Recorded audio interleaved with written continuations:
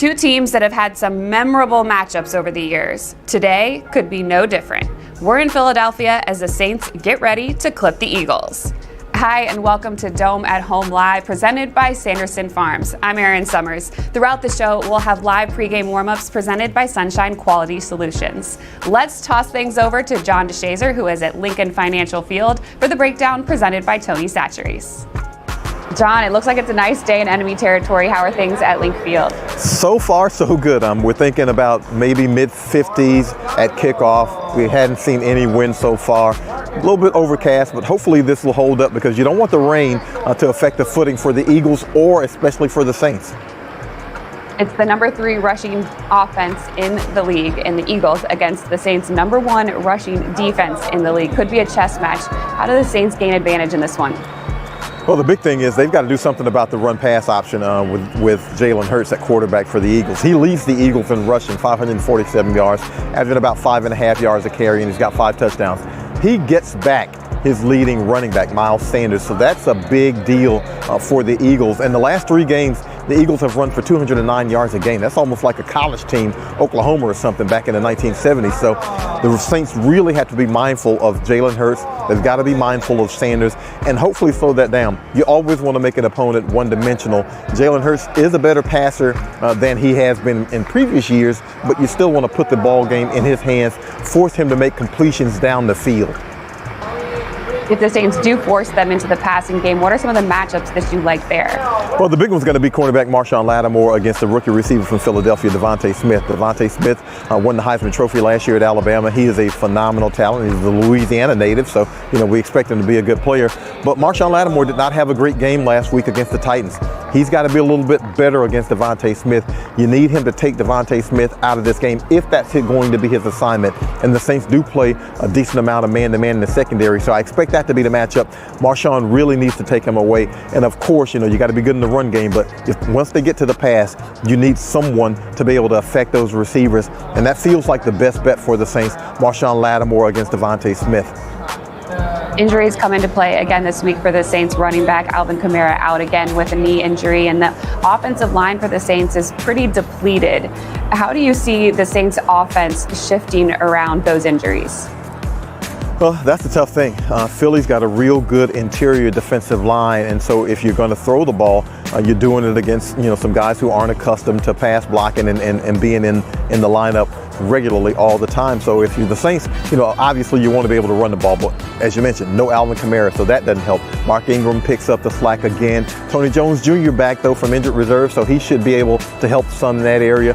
But I think the Saints are going to have to throw it. And if they're going to have to throw it, then they're going to have to throw it some. And I think it's going to have to be Deontay Harris. Guy's averaging 17 yards a catch. He's got 407 yards receiving.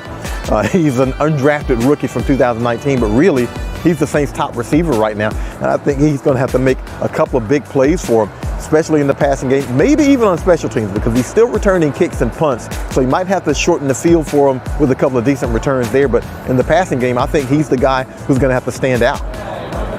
You mentioned a key word there in kicks. The Saints make a change at kicker. They released Brian Johnson. They re-sign Brett Maher. They're doing whatever they can to see things work in this area of the ballgame. They're going with somebody that they had signed earlier in the year. Maher got injured. He was never able to take the field, so we'll see how he goes in this round. He made 46 of 66 field goals with the Dallas Cowboys, 68 of 69 point-after attempts. Are you happy to see a change in that area? Well, they had to make a change. I mean, they've missed 5 PATs this season. Brian Johnson missed 3 of them himself. He was perfect on field goals, 8 of 8, but the Saints have given away points in PATs. They lost the game by 2 points to Tennessee last week, 23-21.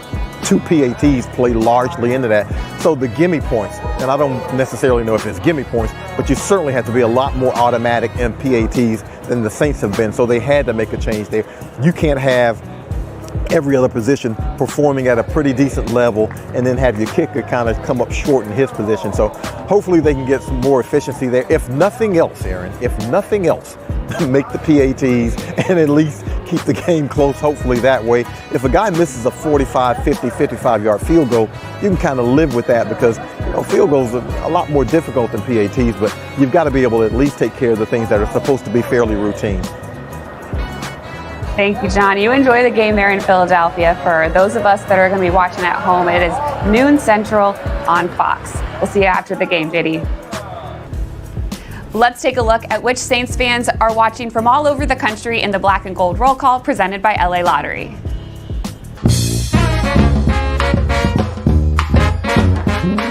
What's up, Saints Nation? This is Capenna coming in from Fullerton, California, repping the Black and Gold.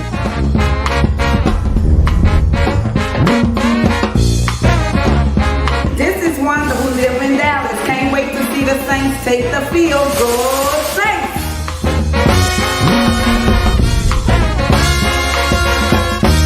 Clipboard Martin checking in from Washington, D.C. Go Saints!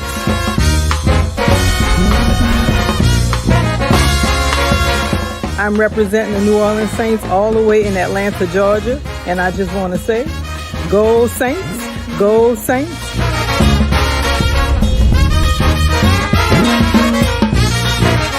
It's ACE checking in from Baton Rouge, Louisiana. Let's go Saints. Let's go ahead and pull this W out, baby.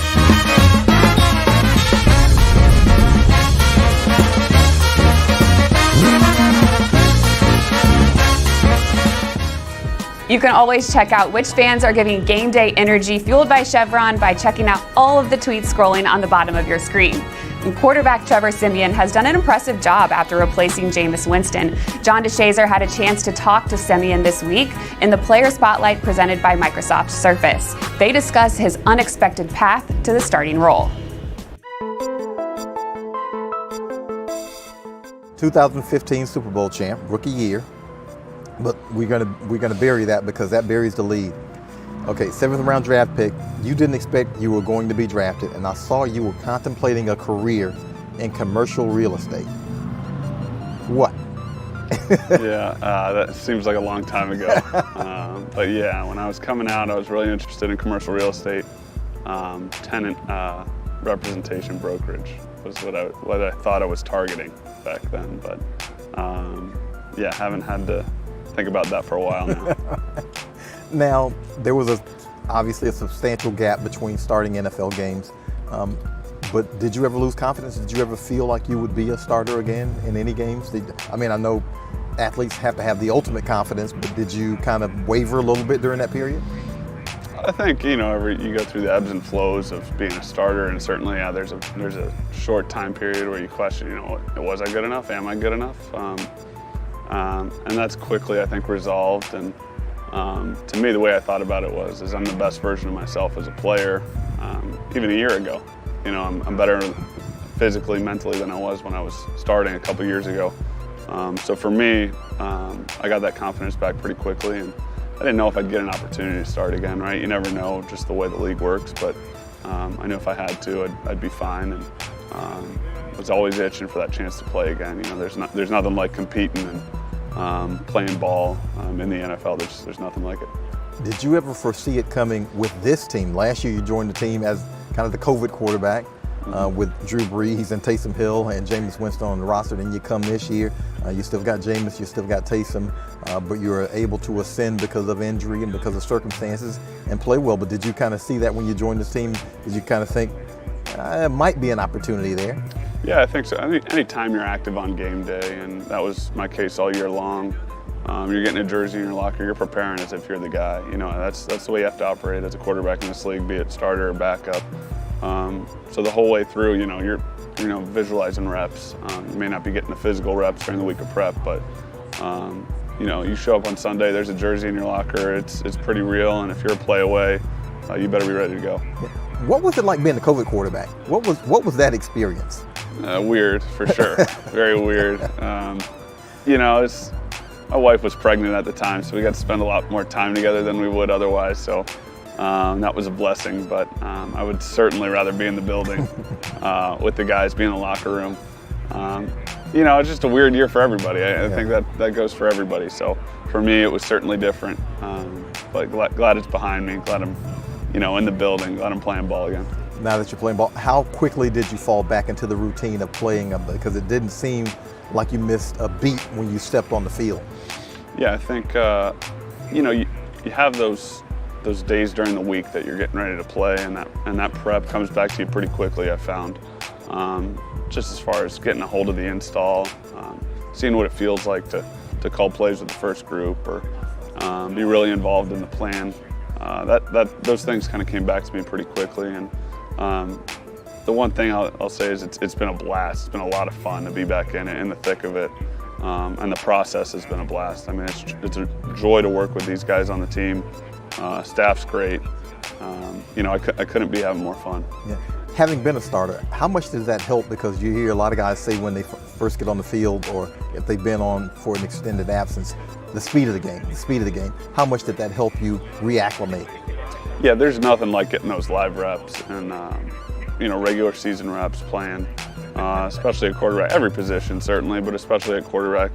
Albeit it had been a few years for me, I think you get it back pretty quickly, and that feel and the flow of the game hits you pretty quickly. And I got to credit RC and Pete and Sean for having me ready to play too. I think that's a big part of it. So I don't feel like I missed a beat when I stepped in. Yeah, so essentially 2.5 games, 700 plus yards, 5 touchdowns, no interceptions. Is there an area where you want to see more improvement for yourself?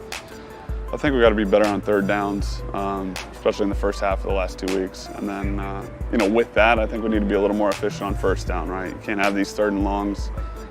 So for me, I got to make sure we're on track and first downs early in the game. So minimizing negative plays, getting us in the right call, and being efficient early in the down so we can, have success on third down.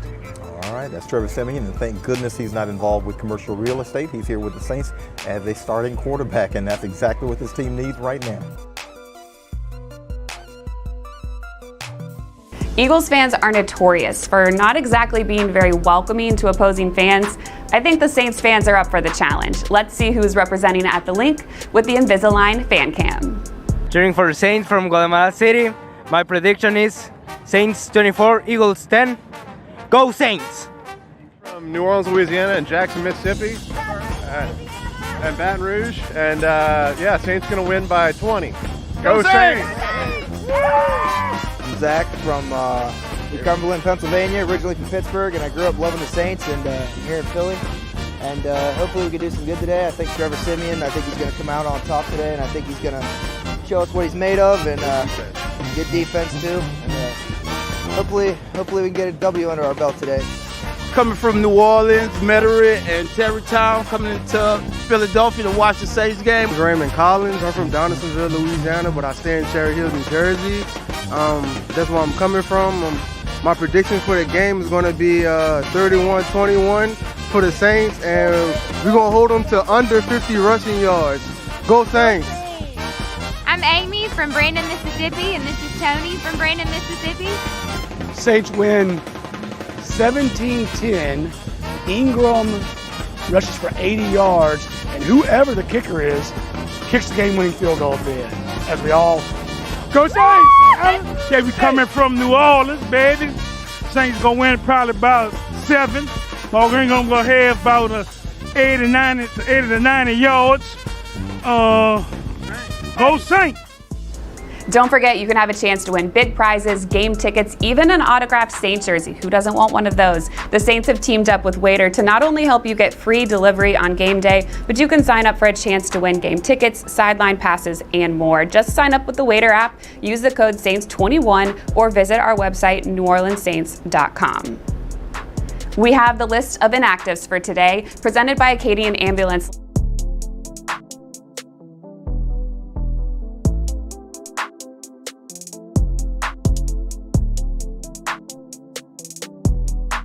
Don't forget, we'll be right here after the game. You can check us out on neworleanssaints.com, all of the social media platforms. Coach Payton will be live at the podium, so we'll have his thoughts as well. The game starts at 12 on Fox. Don't miss it and enjoy it. Cheer loud.